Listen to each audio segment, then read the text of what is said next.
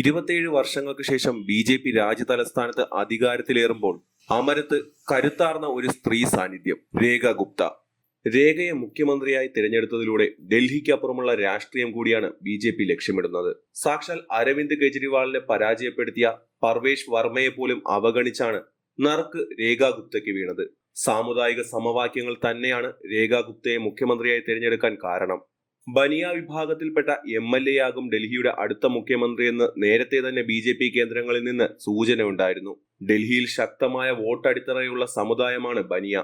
ഡൽഹിക്ക് പുറമെ രാജസ്ഥാൻ, ഗുജറാത്ത് എന്നിവിടങ്ങളിലും ബനിയ വിഭാഗം ശക്തമാണ്. ബി.ജെ.പിയുടെ ദീർഘവീക്ഷണത്തോടെയുള്ള രാഷ്ട്രീയ തീരുമാനമാണ് രേഖ ഗുപ്തയുടെ മുഖ്യമന്ത്രി പദം. ഹരിയാനയിലെ ജുലാനയിൽ 1974 ജൂലൈ 19 രേഖ ഗുപ്ത ജനിച്ചത്. പിതാവിന്റെ ജോലി ആവശ്യത്തോടനുബന്ധിച്ചാണ് രേഖയുടെ കുടുംബം ഡൽഹിയിലേക്ക് ചേക്കേറിയത്. RSSന്റെ ആശയങ്ങളോട് താല്പര്യം പ്രകടിപ്പിച്ച രേഖ ഗുപ്ത നന്നേ ചെറുപ്പത്തിൽ തന്നെ സംഘടനയുടെ സഹയാത്രികയായിരുന്നു. 1992 ഡൽഹി സർവകലാശാലയിലെ ദൗലത്ത് റാം കോളേജിലെ പഠനകാലത്ത് ABVP-യിലൂടെയാണ് വിദ്യാർത്ഥി രാഷ്ട്രീയത്തിലേക്ക് രേഖ ചുവടുവെച്ചത്. പിന്നീട് ഡൽഹി സർവകലാശാല വിദ്യാർത്ഥി യൂണിയന്റെ പ്രസിഡന്റായി. DUSUവിന്റെ ജനറൽ സെക്രട്ടറി ചുമതലയും രേഖ ഗുപ്ത വഹിച്ചു. തുടർന്ന് നിരവധി സ്ഥാനമാനങ്ങൾ രേഖയെ തേടിയെത്തി. 2003 മുതൽ 2004 വരെ ഡൽഹി യുവമോർച്ച സെക്രട്ടറി, 2004 മുതൽ 2006 വരെ യുവമോർച്ചയുടെ ദേശീയ സെക്രട്ടറി എന്നീ സ്ഥാനങ്ങൾ രേഖ വഹിച്ചു. പിന്നീട് ബി.ജെ.പിയിൽ ചേർന്ന് പ്രവർത്തിച്ച രേഖ ഗുപ്ത 2007 തിരഞ്ഞെടുപ്പ് രാഷ്ട്രീയത്തിലെത്തുന്നത്.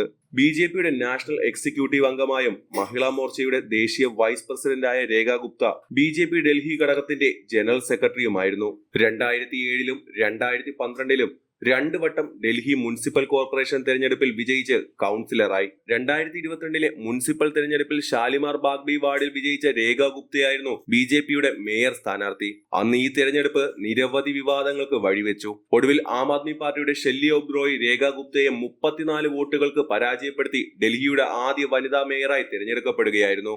തിരഞ്ഞെടുപ്പ് ഫലം പുറത്തു വന്ന് 10 ദിവസത്തെ സസ്പെൻസിന് ശേഷമാണ് ബി.ജെ.പി. രേഖയെ മുഖ്യമന്ത്രിയായി പ്രഖ്യാപിച്ചത്. ബി.ജെ.പിയുടെ ഷാലിമാർ ബാഗ് മണ്ഡലത്തിൽ നിന്നുള്ള എം.എൽ.എ ആണ് രേഖ ഗുപ്ത. അധികാരമേൽക്കുന്നതോടെ ഡൽഹിയുടെ 4ാമത്തെ വനിതാ മുഖ്യമന്ത്രിയായി രേഖ ഗുപ്ത മാറി. ആദ്യമായി എം.എൽ.എ ആയപ്പോൾ തന്നെയാണ് 50-കാരിയായ രേഖയെ തേടി മുഖ്യമന്ത്രി സ്ഥാനവും എത്തുന്നത്. ഇതിനു മുമ്പ് സുഷമ സ്വരാജ്, ഷീല ദീക്ഷിത്, അതിഷി എന്നിവരാണ് ഡൽഹിയെ നയിച്ച പെൺകരുത്തുകൾ. 1998 കേവലം 52 ദിവസം മാത്രം മുഖ്യമന്ത്രിയായ സുഷമ സ്വരാജ് ആയിരുന്നു ഡൽഹിയിലെ ബി.ജെ.പിയുടെ അവസാന മുഖ്യമന്ത്രി. അധികാരമേറ്റതോടെ രാജ്യത്തെ ബി.ജെ.പിയുടെ ഏക വനിതാ മുഖ്യമന്ത്രിയായിരിക്കുകയാണ് രേഖ ഗുപ്ത. എന്നിരുന്നാലും ഡൽഹിയിൽ AAP നേതാവ് അതിഷിയെ പോലെ കരുത്തുറ്റ സ്ത്രീ സാന്നിധ്യമായി മാറാൻ രേഖയ്ക്ക് കഴിയുമോ എന്നത് കാത്തിരുന്ന് കാണാം.